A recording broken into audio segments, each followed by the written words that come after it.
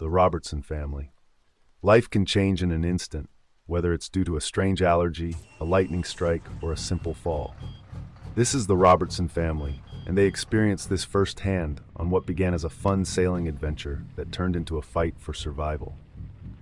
Back in the fall of 1968, the Robertsons, Dougal, Lynn, their children Anne, 16, Douglas, 17, and the 9-year-old twins Neil and Sandy, lived a hard life running a small dairy farm in Staffordshire, England. One night, while Dougal was sharing stories about his time in the British Merchant Navy, young Neil asked if the family could sail around the world. With the farm close to bankruptcy and the chance to show his kids the world, Dougal jumped at the idea. They sold their farm, bought a 50-year-old schooner named the Lucette, and set sail from Falmouth on January 21, 1971. And except for Dougal, no one had much experience with sailing. Their first test came just 6 days later in the Bay of Biscay off the coast of France, when a fierce storm with huge waves and strong winds nearly overwhelmed them. Miraculously, they survived and continued their journey. For the next 17 months, they sailed through the Caribbean, visiting places like Antigua and Barbados. During this time, Anne fell in love with a young man in the Bahamas and decided to stay there. The family then continued on, even picking up a 22-year-old Welsh hitchhiker named Robin, who quickly became like a member of the family. Everything changed on the morning of June 15, 1972, when the Lucette was about 200 miles west of the Galapagos Islands. 2 days into a 40-day trip to the Marquesas Islands, a sudden, powerful blow struck the boat. 3 orcas had rammed the Lucette, causing the hull to crack and the vessel to begin sinking. In a rush, the family abandoned ship. Lynn was still in her nightgown, launching an emergency inflatable raft and a small dinghy named the Edna Mare. Within minutes, the Lucette was gone. Floating debris and their waterlogged dinghy remained with them, but both were in poor shape. They quickly gathered what supplies they could: some sewing items from Lynn's basket, a few survival tools, and a mix of food that included onions, biscuits, oranges, lemons, candy, and some sailing gear. Their supplies were limited, and they soon realized they were drifting far from land. More than 1,000 miles from South America, and over 2,000 miles from their planned destination. With little chance of immediate rescue, Dougal and Douglas decided to head north about 400 miles to a region known as the Doldrums. Here, the gentle winds and occasional rain could provide fresh water. The idea was to restock and then possibly sail into busy shipping lanes near America, which might increase their chance of being found. The following days were extremely hard. The family worked together to bail water from both the dinghy and the damaged raft, repacked their supplies into the dinghy, and set up a watch schedule. They dealt with constant seasickness and the discomfort of their small, unstable vessel. Lynn comforted everyone by reciting prayers and singing hymns, and even led simple stretching exercises to keep their muscles active. In a desperate move, they wrote goodbye letters while still clear-headed, including messages from Lynn, the twins, and even Robin, which they kept safe in waterproof wrapping. They tried to catch fish to supplement their scarce food, drinking turtle blood, and even eating fish eyes when nothing else was available. Sadly, these fishing efforts also attracted large sharks, adding to the danger. As the days passed, the raft's leak grew worse, and the family's water supply dwindled. They patched and bailed as best they could, but soon they lost their stored water tanks when a sea turtle's attack severed their rope. Left with only rainwater collected in small cups and a plastic bag, their situation grew desperate. On their 38th day adrift, just as dusk settled, they spotted a Japanese fishing trawler, the Tokumaru II. Dougal quickly signaled the ship using a flare, even though it burned his hand in the process. Despite the language barrier, simple hand signs helped the two groups understand each other. The fishermen agreed to save the battered dinghy when it was clear that the Edna Mare could not last much longer. The castaways were rescued and taken to Panama, where the British Embassy provided them with a hotel and medical care. They slowly recovered from their ordeal. 10 days after their rescue, Robin returned to England, and the Robertson family eventually made their way home on a larger ship. The experience left deep marks on them. Dougal and Lynn's marriage fell apart after the stressful journey, and both Dougal and his son Douglas later wrote books sharing the harrowing story of their survival. Hikari City mother and child murder case. This seems like a normal photo of a young student, but behind that face is a truly disturbing story. In 1999, this 18-year-old with a dark mind devised a terrible plan. He dressed up as a handyman and went door to door, targeting houses where women were alone. By pretending he was there for work, he managed to enter one house. Inside, he attacked a woman and killed her. The horror did not stop there. Her 11-month-old baby was also in the house. Rather than sparing the child, he ended the child's life too. When questioned later, he showed almost no emotion. He shockingly explained that he wasn't trying to kill the baby. Instead, he claimed he tied a bow around its neck to stop it from crying. After murdering the woman, he sexually assaulted her. He later said he did this because he had read in a novel that it was part of a resurrection ritual. The police soon caught him. Initially, he was sentenced to life in prison, but his sentence was later changed to the death penalty. This change sparked a major debate in Japan, because at the time, people under 20 were legally considered minors. Despite being only 18 when he committed these brutal crimes, many argued that his actions were so extreme he should face the ultimate punishment. At first glance, the security camera shows an ordinary scene: a man carrying a little girl past an elevator. The child glances up while her bare feet swing from the man's arm, and nothing seems amiss. Yet beneath this seemingly innocent image lies a far more disturbing truth. This is the story of Shaniya Davis, sometimes known by the nickname Angel. She was born on June 14, 2004, and from the very start, the world seemed to welcome her. Shaniya was described as a very friendly child. Her father explained that she was naturally reserved at first, but once she warmed up to someone, she showered them with so much attention that it could eventually become overwhelming. Even at a young age, she demonstrated a strong work ethic, always busy and eager to help with chores around the house. Like many little girls, she loved playing dress-up, fixing her hair, and spending time with her Barbie dolls. Shaniya was born to Bradley Lockhart and Antoinette Davis. By 2009, when Shaniya turned 5, she was attending Morganson Road Elementary School, where her warm nature won the hearts of both teachers and classmates. While her life at home with her father was loving and secure, her mother had been mostly absent.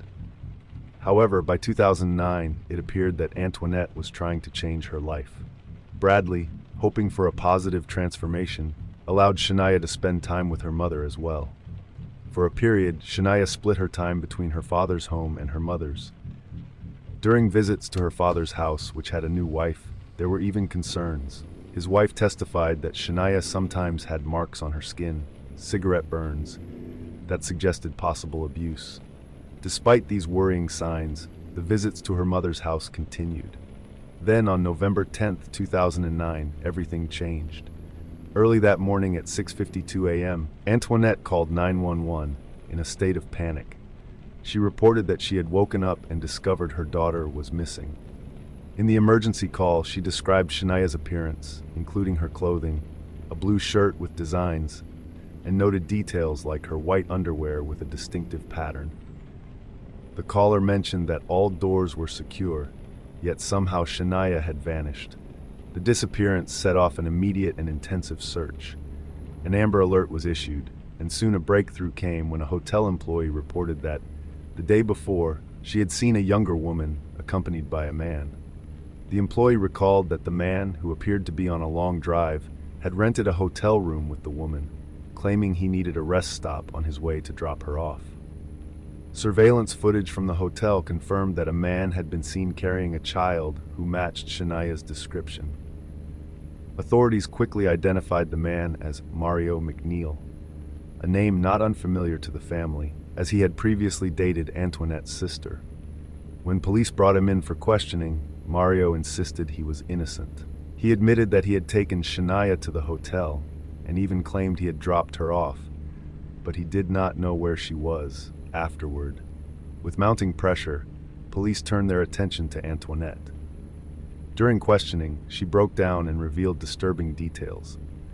Although she had a stable job and maintained a household, she was still struggling with drug use and had accumulated significant debt.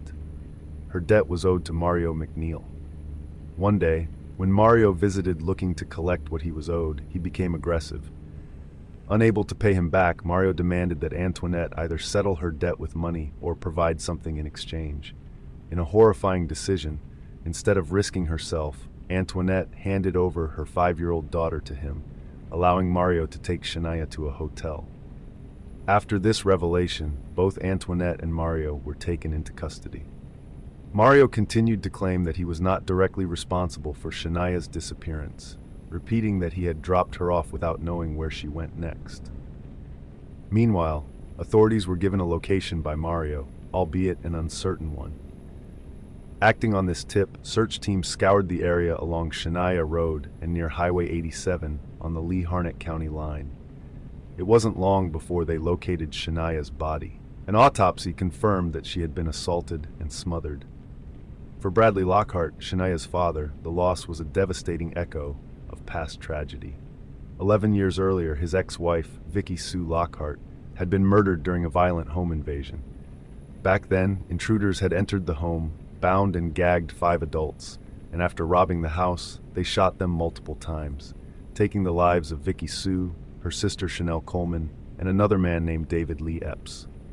Shaniya had once brought a ray of hope and healing into his life, and now, with her disappearance and death, that beacon of light was gone. As the investigation progressed, more details emerged.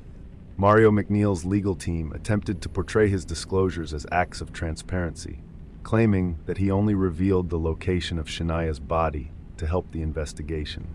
However, evidence and confessions painted a far darker picture. In court, the full gravity of the situation became clear. Antoinette's role in the tragedy, despite her troubled past, and Mario's actions in exploiting her debt and vulnerability led to severe legal consequences. Antoinette was sentenced to at least 17 years in prison, a sentence set to end with her release in May 2027, while Mario McNeil was handed a death sentence. Although Mario later tried to overturn his sentence, his appeal was rejected by the Supreme Court, and his death sentence was upheld. Some argued that if authorities had followed proper protocol, such as involving child protection services during a drug raid on Antoinette's home, a case could have been opened to remove Shaniya from an unsafe environment. Perhaps then, Shaniya might still have been alive. Satomi Mitarai. This is no ordinary class picture. The girl on the right is actually seen here with her 11-year-old killer, the girl on the left wearing a Nevada shirt. Now, we all know children are often seen as innocent, easily moved to tears, and unaware of the darker sides of life. But sometimes the unthinkable happens, and a child becomes the perpetrator of a crime so shocking it leaves an entire nation in disbelief.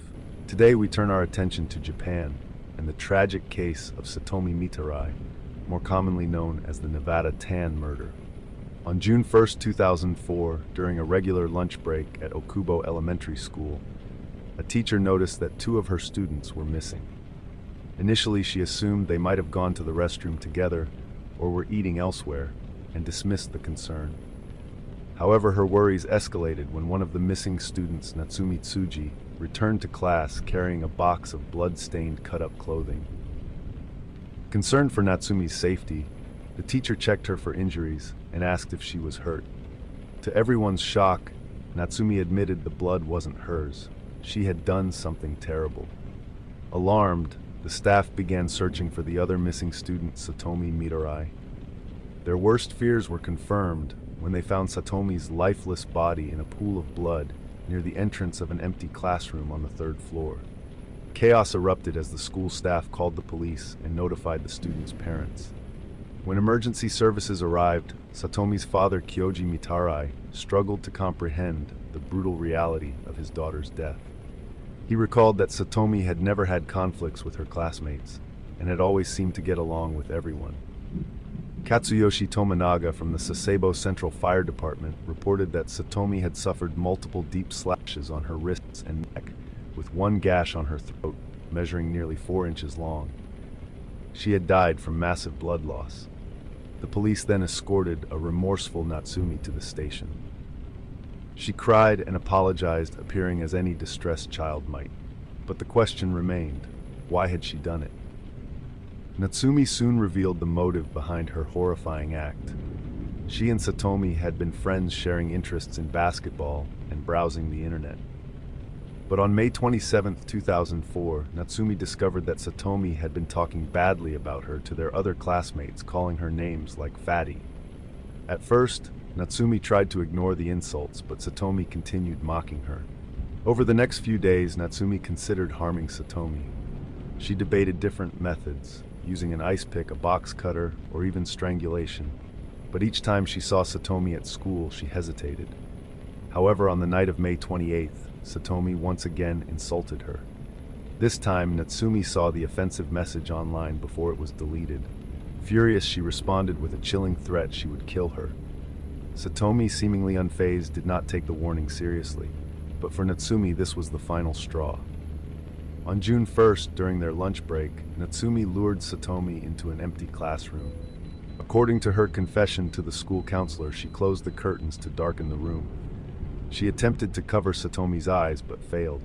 Without hesitation, she took out a box cutter and slashed Satomi's throat. Then she watched for 15 minutes as Satomi bled to death. When Natsumi was arrested, her identity was initially protected under Japanese law, referred to only as Girl A.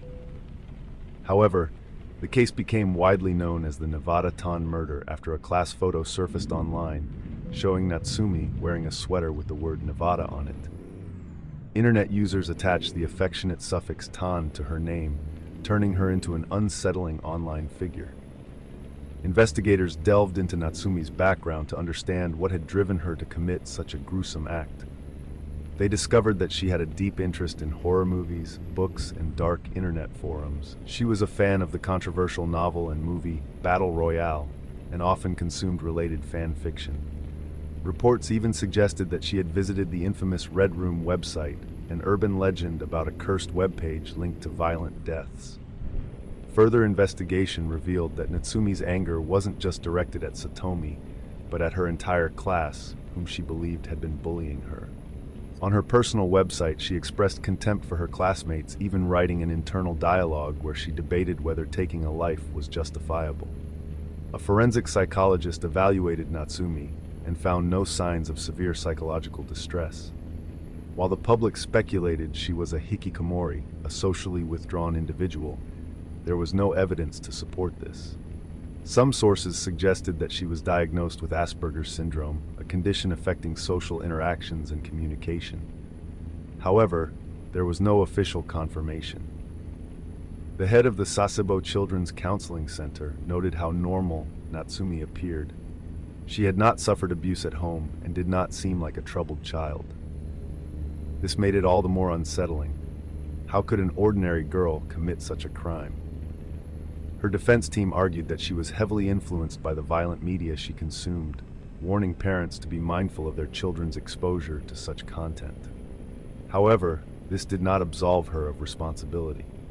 On September 15, 2004, the Japanese family court sentenced Natsumi to 2 years of involuntary commitment, later extended by another 2 years in 2006. She was sent to a juvenile reformatory in Tochigi Prefecture. Her case had a profound impact on Japan, reigniting debates about the country's juvenile justice system. Some argued that the age of criminal responsibility, which had been previously lowered to 14 due to another child murder case, should be further reduced. For Satomi's father, the tragedy was unbearable. During the trial, he published a heartbreaking letter to his daughter in a national newspaper, wondering if she was happy, if she had met her late mother, and why she was taken from him so soon. Satomi had been his source of strength after his wife's passing, and now he was left to grieve alone. During the Okubo Elementary School graduation ceremony, on March 18, 2005, the school left blank pages in the yearbook where Satomi and Natsumi's photos would have been. Satomi was posthumously awarded a graduation certificate, which her father accepted. Natsumi also received one as the school believed it would aid her reintegration into society. Meanwhile, the internet took a disturbing turn. Online communities, particularly 2channel and Futaba channel, became obsessed with Natsumi, glorifying her as Nevada-tan. They created memes, fan art, and even cosplayed as her.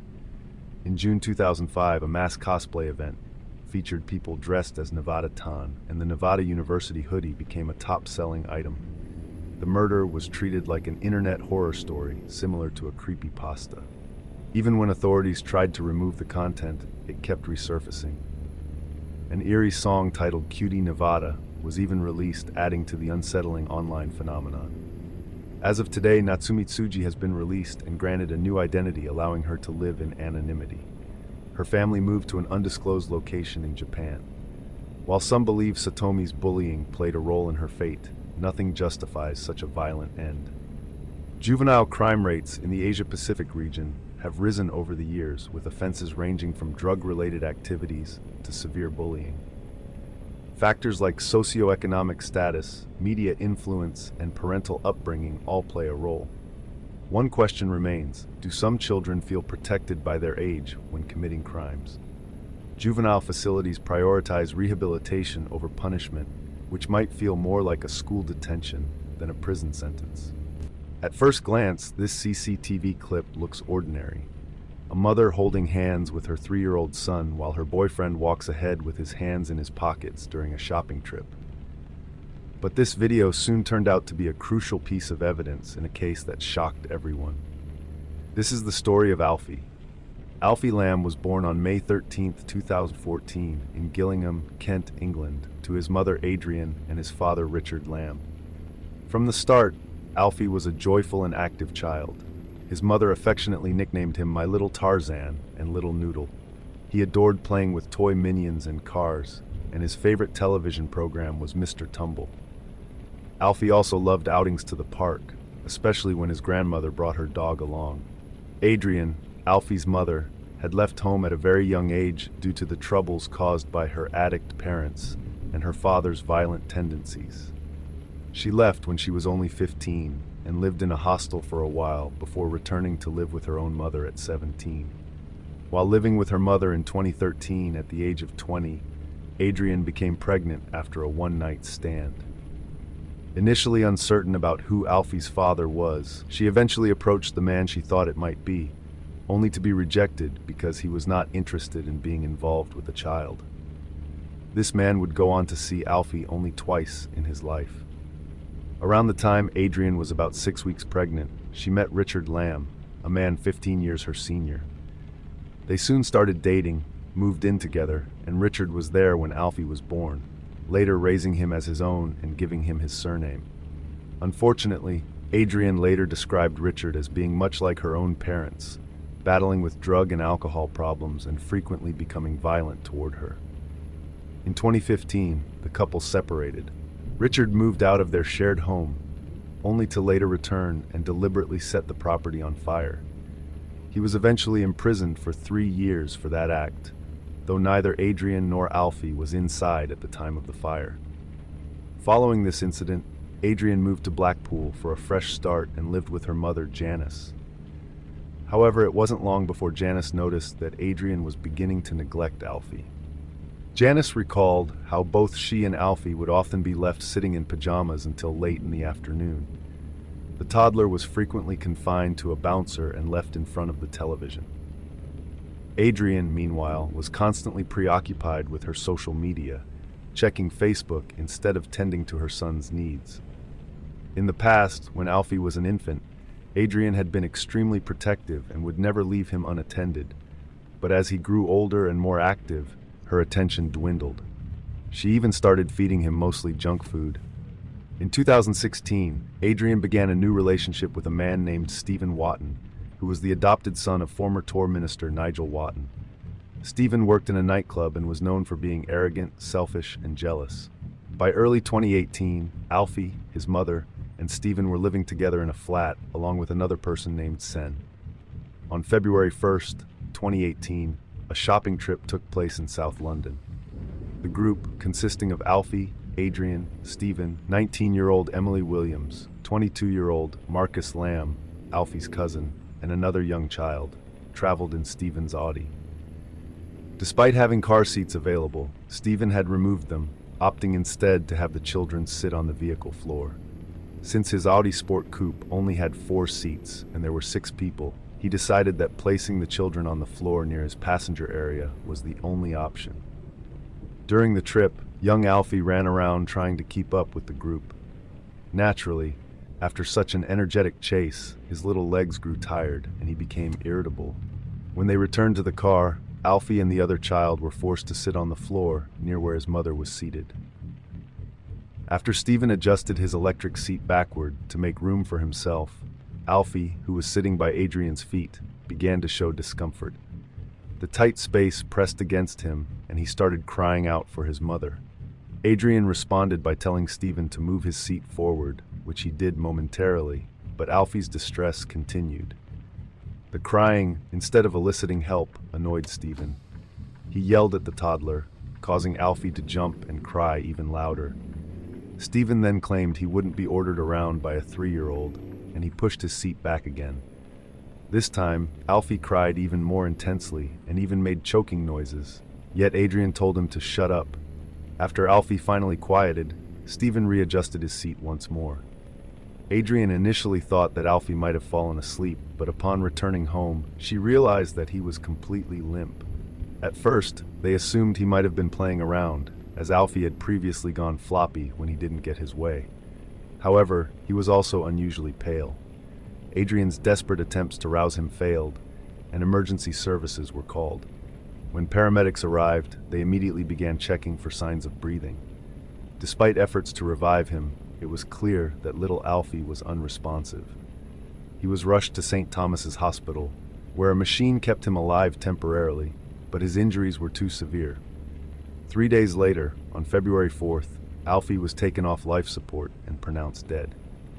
An initial post-mortem examination did not yield clear answers, but a later determination by a pathologist revealed that Alfie died from crush injuries. Specifically, the maximum space in the back seat where he had been sitting was initially 11.8 inches wide, which was reduced to just 3.7 inches at the time the medics arrived on February 1st. At the time of the incident, Adrian was on the phone with Stephen, who had fled the scene. In an attempt to get their story straight, police were called shortly after the medics arrived. Suspicion quickly arose regarding the true cause of Alfie's death. Adrian, trying to protect herself and her boyfriend, told the police that she had taken a taxi when the incident occurred, but she was unable to provide the taxi company's name or a precise account of what had happened to Alfie. While she was at the hospital with her son, Adrian also texted Stephen, claiming that "we know we're lying," and Stephen later texted her promising to take all the blame when speaking with the police, a promise that proved to be far from the truth. During Adrian's first police interview on February 3rd, while Alfie was still fighting for his life in intensive care, she insisted she did not know a man named Stephen Watton. Instead, she claimed she was dating a man called Stephen Marchant from Maidstone. When police eventually located Stephen, he gave them a false name and fabricated his version of events. Investigators also discovered that he had recently sold his Audi for a very low price, only 800 British pounds. As the investigation deepened, both Stephen and Adrian began threatening the other adults who had been in the car with them, Emily and Marcus, to ensure that everyone stuck to the story Stephen had invented. They warned that if these adults did not remain silent, they would be made to disappear. On February 18th, further revelations emerged that Stephen and Adrian had physically and verbally assaulted both Marcus and Emily. In one incident, Stephen attacked Marcus in Crystal Palace Park, recording the assault on his phone. He was seen placing his foot on Marcus's head as he lay on the ground, demanding to know what he had told the police and insulting him repeatedly. Similarly, Emily, who was pregnant at the time, was warned by Stephen that if she did not stick to the agreed story, her unborn child would grow up without a mother. At one point, Adrian even slapped Emily so hard that it left a visible handprint on her cheek for nearly half an hour. Because of these threats, Emily eventually provided a false account to the police. However, Adrian's half-sister, Ashley Jeffrey, later managed to extract the truth from Adrian. Ashley invited Adrian to her home, activated a voice recorder on her phone and asked for a detailed account of what had occurred with Alfie on February 1st. In that recorded conversation, Adrian admitted to lying multiple times to the police in order to protect Stephen. Ashley then passed the recording along to the police. On February 28th, following these revelations, Adrian, Stephen, and Emily were all arrested. Adrian faced charges including manslaughter, child cruelty, conspiring to pervert the course of justice by making false statements, and common assault against Emily Williams. She pleaded not guilty. Stephen was charged with manslaughter, witness intimidation, and conspiring to pervert the course of justice. He also pleaded not guilty. Emily was charged with conspiring to pervert the course of justice, and likewise pleaded not guilty. While being questioned, Stephen mentioned his father's name, Nigel Wotton, implying that his family's influence might render him untouchable. Stephen also claimed that he had only moved his car seat back an inch, and that when asked to move it forward, he complied immediately. Meanwhile, Adrian maintained that she had never believed Alfie was ever in danger. When Stephen moved the seat back, she was under the impression that there was still enough room for him. However, Marcus, who was driving that day, told police that Adrian had treated Alfie very harshly during the shopping trip, grabbing his arm, yanking him up if he tripped, and screaming at him. Both Alfie and Adrian had previously been on a social services watch list, though in 2016, when Adrian moved in with Stephen, social services decided she was managing better and removed her from the list. Notably, Adrian often lied to social workers, and the authorities never investigated Stephen's background thoroughly. Had they done so, they would have discovered that Stephen had 3 prior assault convictions dating back to 2014. These convictions included incidents involving his ex-girlfriends, his sister's husband, and in 2012 to 2013, allegations from teenage girls who claimed he threatened them and sent abusive messages. In addition, another woman came forward in 2012 accusing Stephen of violence, although no charges were filed. 8 months before Alfie's death, Stephen had even threatened the lives of both himself and Adrian. About a year into their relationship, when Adrian became pregnant again, she uncovered that Stephen was involved with 2 other women. Confronting him only resulted in Stephen's anger. Somehow, he convinced Adrian to get into the car with Alfie, sped off, and even threatened, "I'll kill myself, you and that baby." Fortunately, Adrian managed to get him to stop and called the police, although she later returned to the scene.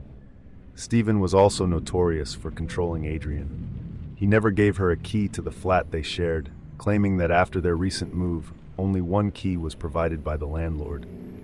Additionally, he sold Adrian's phone, forcing her to use his instead, which gave him access to her Facebook account and her government benefits.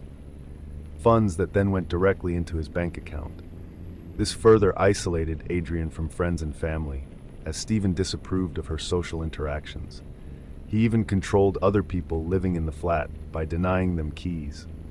On the day of the car incident, Stephen insisted on going shopping and forced the others to accompany him, ensuring no one was left behind in his flat. Stephen's half-sister, Samantha Dawson, who had spent time with both Stephen and Adrian, along with Alfie, recalled that both of them were consistently rough with the toddler. She had witnessed them yelling at and even physically striking Alfie. Samantha observed that while Alfie was taken care of in terms of being dressed, fed, and kept clean, he was never truly loved. She also remembered that on the day of the incident, when Alfie was sitting on the floor near his mother's feet, Stephen pushed the seat back, just as he had done on February 1st, resulting in Alfie crying out that he couldn't move and calling for his mother. Adrian coldly responded that she would give you something to cry about. Samantha then shouted at Stephen to move his seat forward, insisting that no child should be treated that way. When Samantha later heard that Alfie had died in the same manner, she wondered if perhaps she could have intervened more firmly, though she doubted it would have changed the outcome. In her eyes, Stephen was nothing short of a monster.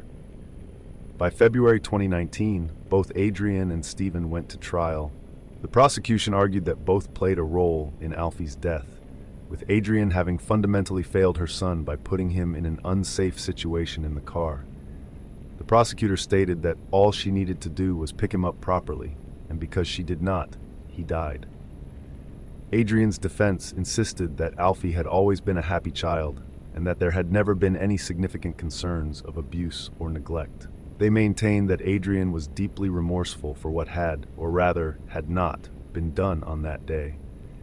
In her own testimony, Adrian admitted that she knew she wasn't a perfect mother, but she pointed out that social services had never questioned her overall fitness as a parent, only her choice of partners. She also criticized Stephen's unpredictable temper, noting that he could erupt over the smallest matters.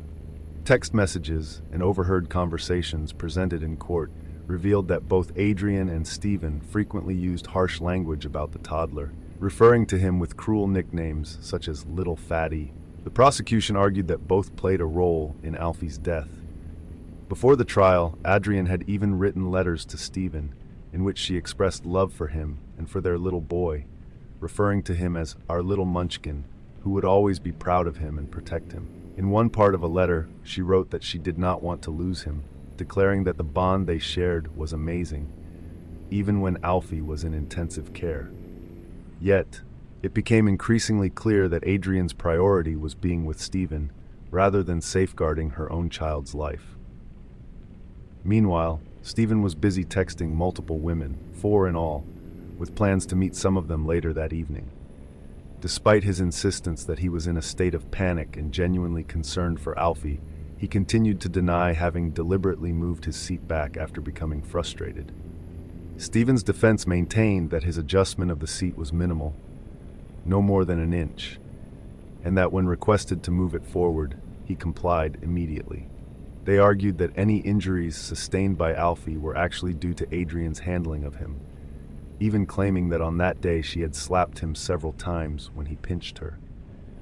The prosecution, however, argued forcefully that it was not the car seat's design that killed Alfie, but rather the reckless actions and indifference shown by both adults. In one exchange, the prosecutor told Stephen, "On your account, Mr. Watton, it could not have been the car seat that killed Alfie. You have been framed horribly," to which he agreed. In the end, Scotland Yard's Detective Chief Inspector Simon Harding, who led the investigation, described Alfie's death as the result of a selfish and cruel act. He remarked on how unimaginable it was for a 3.5-year-old child to suffer such intense pressure with no one coming to his aid. Harding summed up his assessment by stating that Stephen Watton had come across as a selfish, abhorrent individual who had never taken responsibility for his actions on that terrible day. After days of deliberation, the jury eventually cleared Adrian of manslaughter, but found her guilty of child cruelty and common assault for smacking Emily on the cheek. Both she and Stephen had previously admitted to conspiring to pervert the course of justice by lying to the police. Adrian was sentenced to 2 years for cruelty, 8 months for perverting the course of justice, and 1 month for assault. These sentences were to run consecutively. Stephen Watton was found guilty of witness intimidation, though the jury could not reach a verdict on the manslaughter charge, leading to a retrial. Later, Stephen pleaded guilty to manslaughter just before his retrial began. He was then sentenced to 5 years and 6 months for manslaughter, along with 2 years for witness intimidation and 18 months for perverting the course of justice, with all these sentences to be served concurrently. When Emily was sentenced, the judge took into account her vulnerability and the threats made against her at the time of the trial. She was heavily pregnant and received a suspended 5-month jail sentence, along with 100 hours of community service, to be completed after her baby's birth. Adrian was released after 5 months, but she violated the conditions of her release and was taken back into custody in May 2020. She was finally released for good in July 2021. Stephen, on the other hand, was released from prison in January 2022 under probation supervision. However, Alfie's family was not informed of Stephen's release, not even his half-sister Samantha Dawson, who had testified against him. Fearing for her own safety and that of her children, Samantha was relieved when, in May 2023, Stephen was returned to prison for violating the terms of his release. He is now expected to remain incarcerated until at least 2026. Janice Templeton, Adrian's mother, expressed her deep-seated anger and sorrow, stating that she could never forgive her daughter for what had happened. She believed Adrian should spend the rest of her life in prison. Janice mentioned that she spoke with Adrian every other day while she was in jail, yet her daughter never showed genuine remorse for her actions. In fact, Janice was not even invited to Alfie's funeral. The only time she learned of his death was when Adrian posted selfies on social media. Janice still longs to see Alfie.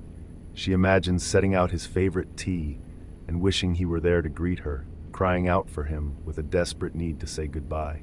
Alfie's aunt recalled that every time she saw the toddler, he was always happy and eager to play, full of imagination and sporting the brightest smile. While some argued that Stephen might not have intended to kill the little boy, it was clear he showed a blatant disregard for the pain he caused.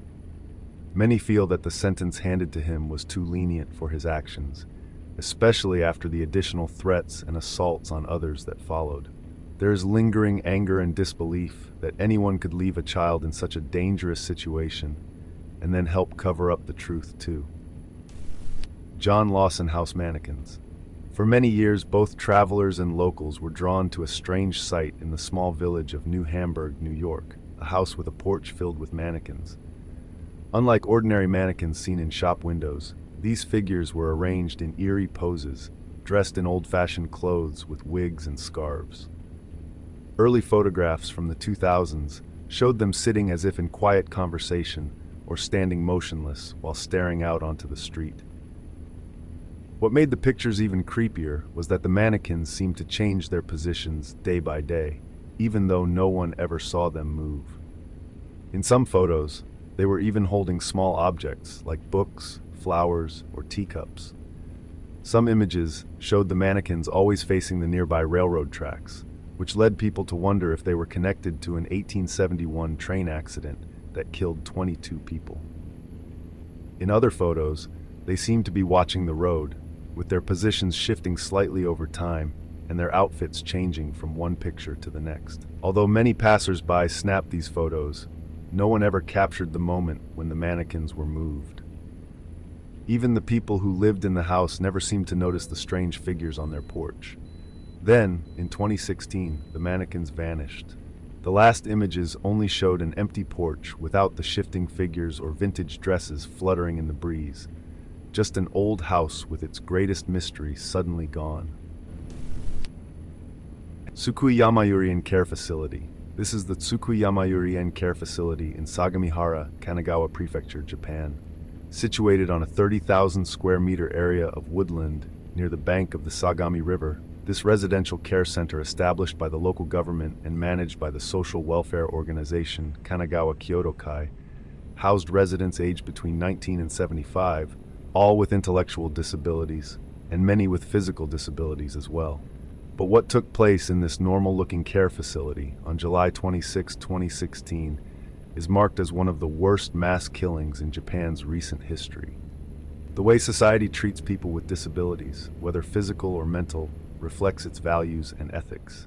Everyone deserves the same respect and dignity, regardless of ability. However, attitudes toward disabled individuals vary widely across cultures, and unfortunately, some perceptions are not only dismissive, but outright cruel. Today we will examine a horrifying case where such negative views led to a terrible tragedy, the Sagamihara stabbings, committed by Satoshi Uematsu. Despite legal reforms aimed at increasing accessibility and reducing discrimination, many disabled individuals still report facing prejudice. A 2023 survey published by the Japan Times found that around 90% of disabled people in Japan experience discrimination. Traditional societal views sometimes affect family dynamics as well. A notable example is the Japanese singer Miki Sakai, whose in-laws were ashamed of her daughter's Down syndrome. Her father-in-law even went so far as to hide her existence, only acknowledging her when he himself became incapacitated. Many disabled individuals end up in care homes because their families cannot support them. However, some maintain strong connections with their families. It was within one such care home that the horrifying events of the Sagamihara stabbings took place. Tsukuyamayurien, a residential care center in Kanagawa Prefecture, was run by the Kanagawa Kyudokai Social Welfare Organization. This large facility housed over 120 residents who were cared for by staff and volunteers. Located near the banks of the Sagami River, the facility had a peaceful, home-like atmosphere. However, after a brutal mass killing, the once thriving care home was demolished, leaving only the gymnasium and administration building standing. In July 2016, the facility became the site of one of Japan's deadliest mass murders. In a single night, a former caretaker, 26-year-old Satoshi Uematsu, murdered 19 disabled residents and injured 26 others. Just 2 hours after the attack, he turned himself in to the police, grinning as he handed over a bag of blood-stained knives. His eerie smile and apparent lack of remorse left officers deeply disturbed. He was not just a killer, he was proud of what he had done.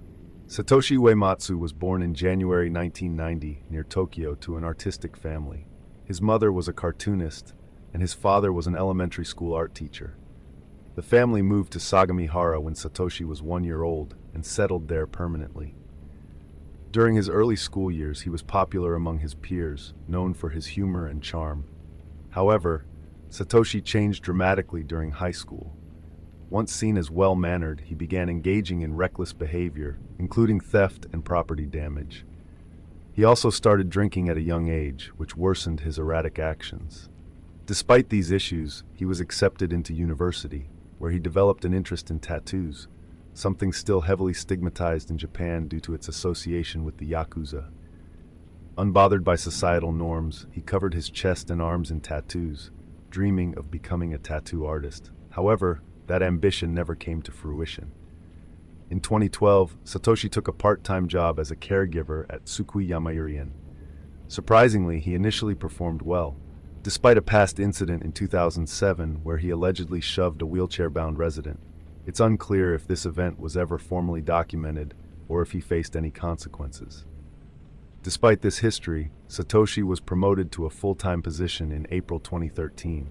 His colleagues saw him as a clever and dedicated worker, and he even described the disabled residents as cute. However, this perception would not last. By 2014 and 2015, he was seen physically striking residents, leading to multiple investigations and warnings from his supervisors. His behavior grew increasingly volatile. In February 2016, after yet another incident of resident abuse, he resigned. Unemployed and resentful, his hatred toward disabled individuals intensified. Soon after leaving his job, Satoshi developed what he believed was a revolutionary idea. Reflecting on his time at the care facility, he saw the struggles of the residents, their families, and the staff. Instead of viewing it as a call for more support and compassion, he came to a chilling conclusion. He thought society would be better off if disabled people were eliminated entirely. Believing his idea was so important that it needed to be heard, he decided to take action. That same month, he visited the home of Tadamori Oshima, the Speaker of Japan's House of Representatives, to personally deliver a letter. In it, he proposed legalizing euthanasia for people with disabilities, arguing that it would relieve families of their burden and prevent World War III. Even more disturbingly, he detailed his willingness to carry out the killings himself. He claimed he could erase 200 to 400 disabled individuals without harming staff members. The letter included his full name, address, and other personal details, clearly indicating he was serious. At first, when authorities read the letter, they thought it was either a sick joke or a sign of mental instability. But recognizing the potential danger, they detained Satoshi for questioning. However, instead of being charged, he was sent to a psychiatric ward for evaluation. Shockingly, just 2 weeks later, in early March, he was released. The doctor in charge determined that he was not a threat, a grave miscalculation that would soon prove catastrophic. On July 25, 2016, Satoshi retrieved his car from his family home, gathered several knives, and purchased a hammer and zip ties from a hardware store. He then drove to Shinjuku, where he rented a hotel room and dyed his hair blonde. At around 1:37 a.m., on July 26th, security cameras captured his black Honda pulling up to Tsukuyamayurien. Using his knowledge of the facility, he entered through a back window, breaking it open with a hammer.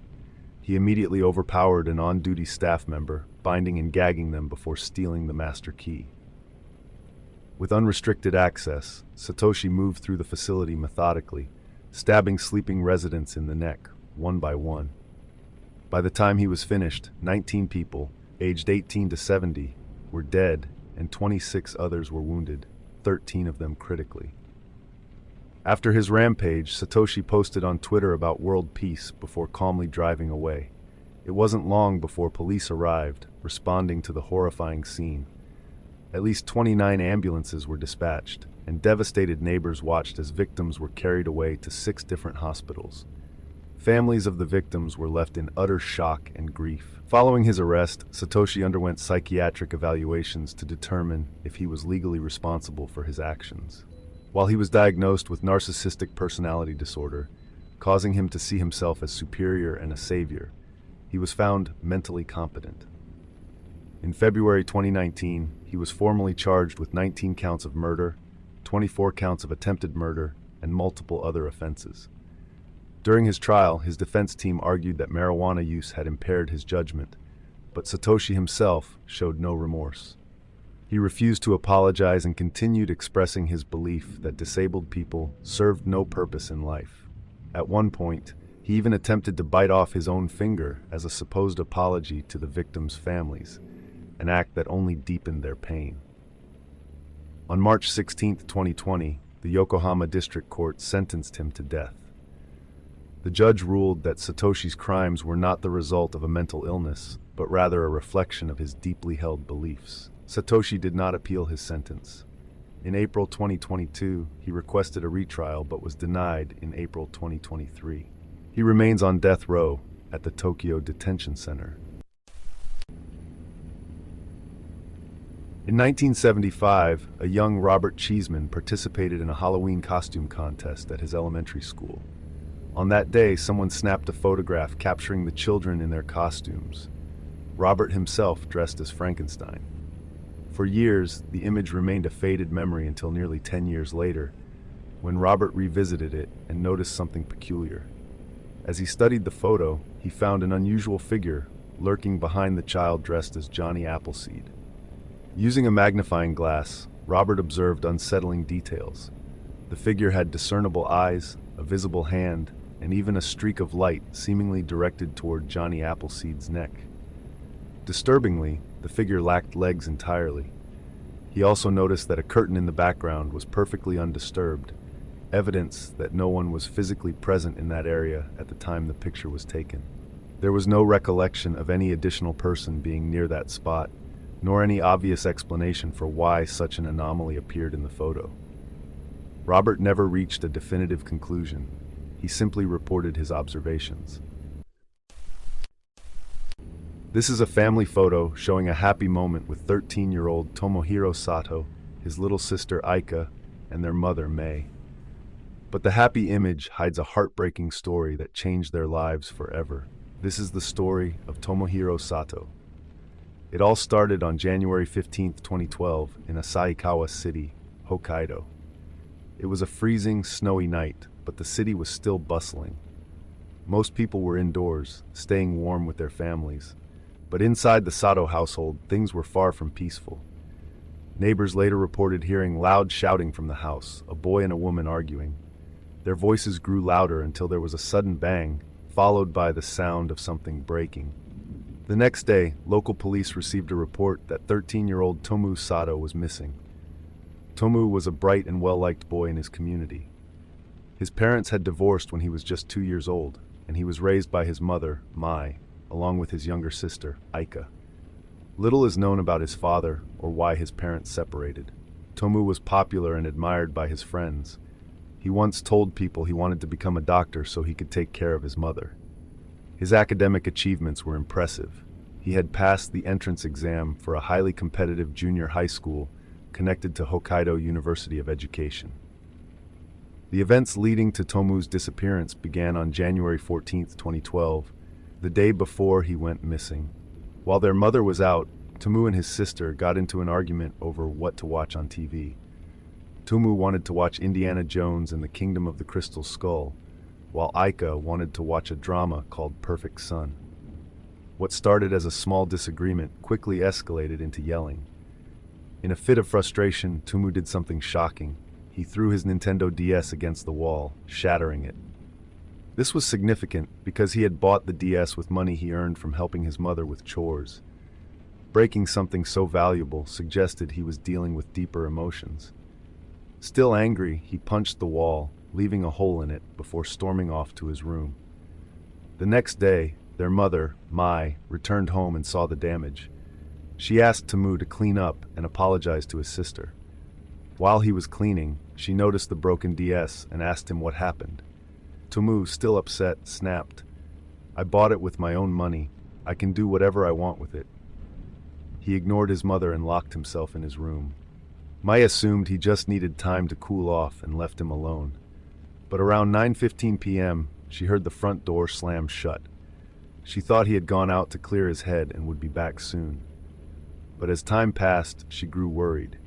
It was freezing outside, and he had left wearing only a t-shirt and thin pants. She searched the house, hoping he had come back without her noticing, but he was nowhere to be found. She did find that his jacket and wallet were missing, but his wallet only contained 1,000 yen, about $10, and a few bus tickets. His phone was still in his room, meaning she had no way to contact him. Panicked, Mai rushed outside into the heavy snowfall to search for her son. That night, temperatures dropped to -5 degrees Celsius, and she feared the worst.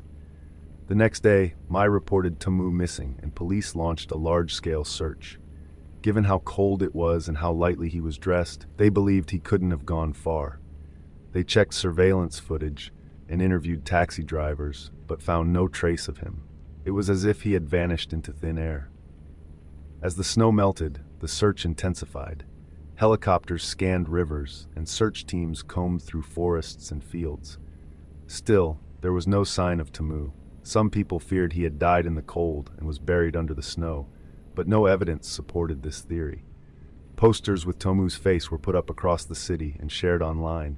His mother and sister even appeared on TV, pleading for information.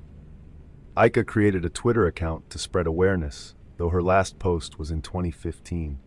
During a TV appearance, Aika expressed deep guilt, blaming herself for their argument, which may have driven her brother to leave. Years later, Mai received two eerie messages, one on August 15, 2016, and another on August 14, 2019. Both contained the exact same words, "Help Tomu," written in katakana. The messages came from a public phone, making it impossible to trace the sender.